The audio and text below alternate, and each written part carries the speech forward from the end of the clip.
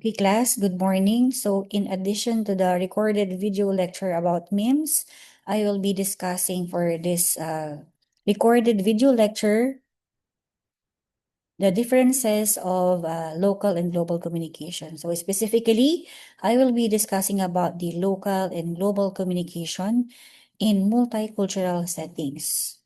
So now let us differentiate what local communication is all about.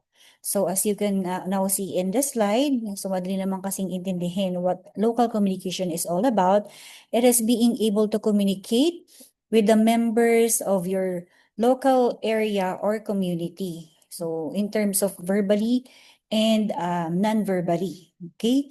So simply, ito yung pakikipag-usap sa mga tao sa local community mo or the people around you. Okay? So, for the next slide, let us now define what global communication is all about. So, global communication is simply communicating with people across the globe. So, if you are already communicating with someone in the different side of the globe, katulad ng pinagawa ko sa activity ninyo, yan yung pinaghanap ko kayo ng ka-chat, so it's already considered a global communication.